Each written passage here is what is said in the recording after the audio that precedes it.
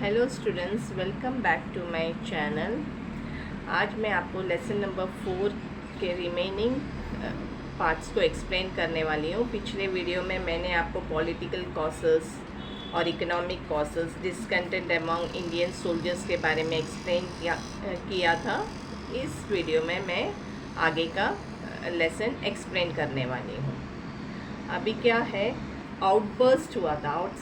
Outburst मतलब जो Indians लोगों में एक बोलते हैं ना जागरूकता आई थी। मतलब उनके मन में ब्रिटिशर्स के खिलाफ एक बोलते हैं ना नफ़रत सा आने लगा था, क्योंकि वो देख रहे थे किस तरह से ब्रिटिशर्स इंडियंस को एक्सप्लॉइट कर रहे थे। ये बात उनकी समझ में आई थी। तो क्या आउटबर्स्ट हुआ, उससे क्या नतीजा निकला? तो पहला पॉइंट है, the sepoys were punished who refuse to use the smeared cartridge. Last video में मैंने एक्सप्लेन किया है कि किस तरह से वो कार्टेज जो था वो fat of cows and pig का था, जिसे हमें मुंह में लेकर उसे खोलना पड़ता था। वो राइफल में काउ और फैट का पिग्स यूज़ किया गया था। और जो सिपॉइज, तो वो हमारे हिंदूज़ में एक्चुअली काउस को बहुत मान्यता देते हैं। हम लोग भगवान मानते हैं, उसकी पूजा करते हैं। वैसे मुस्लिम्स भी पिग को ये नहीं करते, खाते नहीं है। तो इस वजह से क्या हुआ, तो सिपॉइज को जब उनको पता चला तो उन्होंने रिफ्यूज़ किया वो कार्टेज को यूज़ करने के लिए। तो उनको पनिश किया जाता था, उनको पनिश किया जाता था। Mangal Pandey from the Barrackpore cantonment shot English officer for their unjust nature. तो इसका क्या हुआ, इसका रिवोल्ट होने लगा। मंगल पांडे जो था बैरकपुर कंटोनमेंट का, वो उसने गुस्से में आके इंग्लिश ऑफिसर को, उनका ये जो रवैया को देखकर उन्होंने इसको मार डाला लास्ट में। लेकिन मंगल पांडे को उन्होंने अरेस्ट किया और उसे हैंग किया गया। जब ऐसा हो गया मंगल पांडे के साथ, तो इसके वजह से बाकी के इंडियन सिपॉइज जो थे, जो मेरठ में थे, उन लोग ने सब मार्च करना, मतलब उन्होंने सत्याग्रह किया। कहाँ पे? दिल्ली में। Thousands of Indians join them. और बहुत सारे साथ जैसे जैसे वो लोग मार्च करके आगे बढ़ रहे थे मेरठ से लेके दिल्ली तक, तो बहुत सारे इंडियंस भी उन्हें ज्वाइन करने लगे। They handed the leadership of freedom struggle to Mughal Emperor Bahadur Shah and announced him the Emperor of India। Bahadur Shah को दिल्ली का एम्परर, इंडिया का एम्परर बनाया गया। कहाँ से उन लोग निकले थे? आउटरीच होके इंडियन सिपॉइज मेरठ से लेके दिल्ली में, उन्हें बहुत सारे इंडियंस ने भी ज्वाइन किया। और जो लीडरशिप था वो बहादुर शाह को दिया गया। He became the emperor of India. अभी स्कोप क्या था ये स्ट्रगल का? Self confidence of sepoys increase which also inspired other soldiers. मतलब लोगों का सेल्फ कॉन्फिडेंस है, सिपॉय को जो सेल्फ कॉन्फिडेंस आया कि नहीं, हम अपने हक के लिए लड़ सकते हैं। इससे क्या हुआ, दूसरे सोल्जर्स और दूसरे कॉमन मैन में भी वो एक सेल्फ कॉन्फिडेंस आया। सेल्फ कॉन्फिडेंस मतलब आत्मविश्वास, उनमें भी जागरूकता हुई कि हम चाहे तो मिलकर सब लोग एकजुट होकर इस ब्रिटिशर्स को सबक सिखा सकते हैं। Revolt was spread against Britishers from north से लेके साउथ, ईस्ट, वेस्ट, सब जगह पे रिवोल्ट चालू हुआ। मतलब उनके अगेंस्ट, ब्रिटिशर्स के अगेंस्ट सब लोगों ने मोर्चा और सत्याग्रह करना चालू किया। Chhatrapati Pratap Singh of Satara, Chima Saheb Kolhapur were in forefront. इन लोग सब लीडर्स थे, जो लोग लीड कर रहे थे सत्याग्रह को। जो प्रोटेस्ट में जो सब लीडर्स थे उनका नाम है छत्रपति प्रताप सिंह और Chima Saheb. 400 Bhil women participated. Royal queen of Peth, Surgana from Nashik. मतलब बहुत लोगों ने पार्टिसिपेट किया। सब बड़े बड़े क्वीन, रॉयल क्वींस जो तभी के जो रानी महाराजा लोग, रानी लोग, सब इंडियंस जो थे, सब लोग ने पार्टिसिपेट किया था। क्यों? ये ब्रिटिशर्स के खिलाफ आवाज़ उठाने के लिए, क्योंकि सब लोग परेशान हो गए थे उनके जुल्म से और उनके जो लॉ से, उनके जो कानून से सब बहुत परेशान हुए थे। Leadership of the struggle during the 18th CE, Nadir Shah Abdali ने अटैक किया इंडिया पे। 18th सेंचुरी में किसने अटैक किया? नादिर शाह अब्दाली ने हमारे इंडिया पे अटैक किया। Marathas took the responsibility of safeguarding India and fought at Panipat. Marathas ने वो रिस्पॉन्सिबिलिटी, उनको समझा ये एक एक करके बाहर से लोग इंडिया में अंदर घुसे आ रहे हैं, उन लोग अंदर इन्वेड कर रहे हैं इंडिया को। तो मराठास ने वो रिस्पॉन्सिबिलिटी लिया और उन्होंने उनके साथ जंग लड़ी। किधर? पानीपत में। Mughal emperor Bahadur Shah was incapable to fight against the Britishers. Naturally ये क्या हुआ था कि ब्रिटिशर्स के सामने हम लोग कमज़ोर पड़ रहे थे। क्यों? क्योंकि ब्रिटिशर्स के पास एकदम अच्छे आर्मी थे, मतलब वेल ट्रेंड आर्मी थे उनके पास पैसा अच्छा था, उनके पास जो आर्टिलरी है, जो भी उनका जो जंग के सामान होते, जो भी ये होते हैं, पिस्तौल्स, राइफल्स, बॉम्ब्स, जो भी है वो उनके पास अच्छा बहुत सारे थे, मतलब काफ़ी थे। तो इसके अगेंस्ट हम वहाँ पे टिक नहीं पा रहे थे। नाना साहेब पेशवा, रानी लक्ष्मीबाई, तात्या तोपे टुक charge of the freedom struggle. ये सब लोग थे जिसने फ्रीडम स्ट्रगल का जिम्मेदारी अपने हाथों में ली। हिंदू मुस्लिम्स यूनाइट हुआ, मतलब जात पात भेदभाव रंग रूप बिना देखे सब लोग यूनाइटेड हुए and led revolt in Delhi, Kanpur, Lucknow, Bihar. यहाँ पे सब हिंदू मुस्लिम्स एकजुट होकर ब्रिटिशर्स को यहाँ से निकालने के लिए तैयार थे, लड़ने के लिए तैयार थे। अभी क्रशिंग ऑफ द स्ट्रगल, लेकिन क्या वो कामयाब हुए? Soldiers, zamindars, kings, commanders, common people wholeheartedly fought against the British. सब लोग मिल चुके थे, सब इंडियंस एक साथ आए थे। तभी जात नहीं देखा, बिरादरी नहीं देखी, कुछ देखा नहीं, सब लोग एक साथ आए और ब्रिटिशर्स के साथ लड़ने के लिए तैयार थे। इंडियन सिपाही started freedom struggle but Britishers crushed down the struggle and made quick recovery with in 6 months and regain the lost territories. Indian सिपाही ने जो बहुत सारी जगह पे जहाँ पे ब्रिटिशर्स का कब्जा था उधर वो हासिल तो किया, लेकिन हम ज़्यादा देर टिक नहीं पाए क्योंकि ब्रिटिशर्स के पास काफ़ी पैसे थे, काफ़ी उनका पास वेल ट्रेंड मिलिट्री ऑफिसर्स थे, तो कमांडर्स थे, तो जिसके वजह से उन्होंने 6 महीने में ही वो सब रिकवर किया जो उन्होंने खोया था। कौन? ब्रिटिशर्स ने। Rani Lakshmibai, Kunwar Singh, Ahmadullah laid their lives. और इस जंग में इन्होंने सब ने अपनी जान गंवाई। बहुत सारे इंडियंस हैं, बहुत जनों का बोलते हैं ना, नाम नहीं ले सकते, इतने लोग थे जिन्होंने अपने इस आज़ादी के लिए, इंडिया की आज़ादी के लिए अपनी जान गंवा बैठे। बहादुर Shah was imprisoned, Nana Sahib and Begum Hazrat Mahal took shelter in Nepal, Tatya Tope fought for next 10 months but due to betrayal he was caught and hanged to death। मतलब बहादुर सिंह को इम्प्रेशन किया, मतलब जो उनको पकड़, जो नेता लोग ने जिम्मेदारी ली थी, फोरफ्रंट लिया था इस आज़ादी को कैरी करने का, मतलब ब्रिटिशर्स के खिलाफ आवाज़ उठाने का, उनको सब एक एक करके पकड़े जाते थे।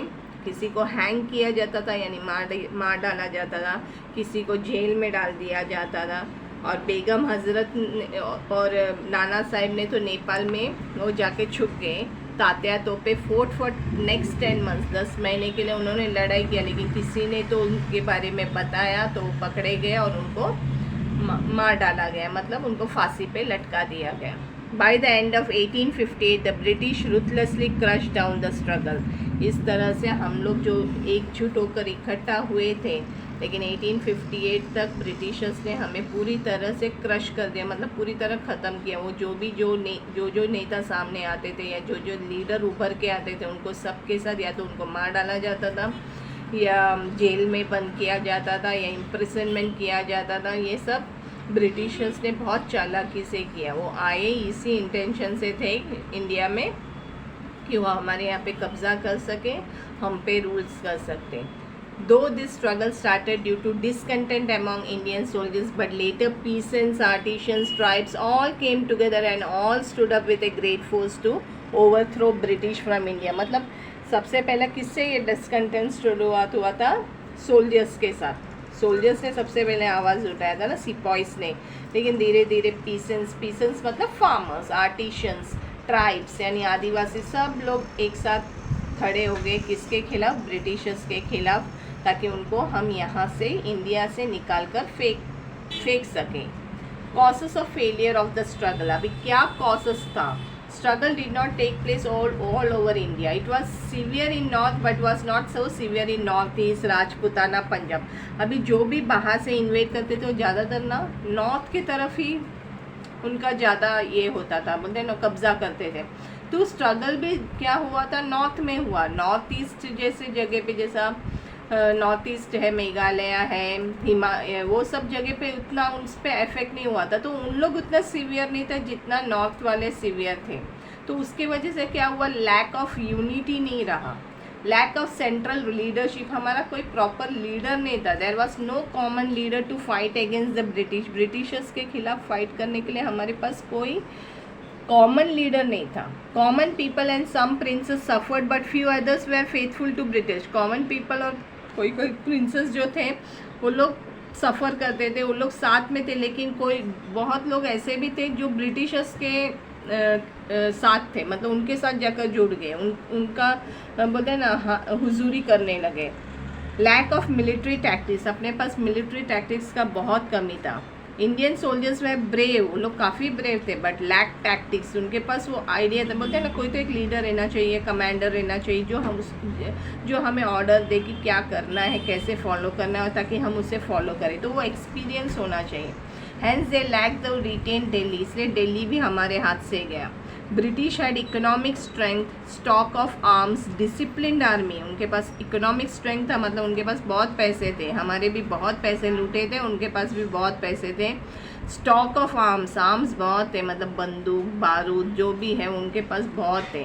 उनका एक डिसिप्लिन्ड आर्मी था, एक्सपीरियंस्ड आर्मी था, डिसिप्लिन्ड आर्मी था, जनरल्स था, ट्रांसपोर्ट एंड कम्युनिकेशन सब उनके हाथों में था, जिसके वजह से क्या होता था, उनका जो भी मैसेज पहुंचाना होता था वो सब उन लोग फास्ट कर सकते थे।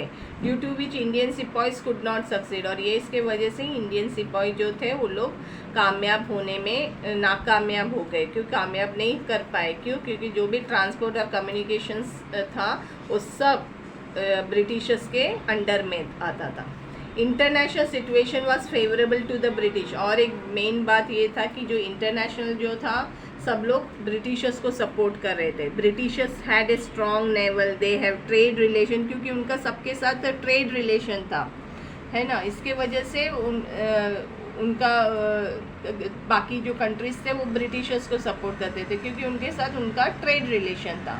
अभी क्या हुआ, consequences of freedom struggle, end of the rule, पहला वाला end of rule of East India Company, growing dissatisfaction among the Indians force the British to end the rule of the company. ये growing dissatisfaction होने की वजह से, मतलब जब देखा ब्रिटिशर्स ने कि इंडियंस के लोग बहुत गुस्से में हैं, मतलब वो हमारे साथ किसी भी तरह कोऑपरेट नहीं कर रहे हैं, तो उन्होंने क्या किया, ब्रिटिश वो कंपनी को जो है वो बंद कर दिया, ईस्ट इंडिया कंपनी को बंद किया।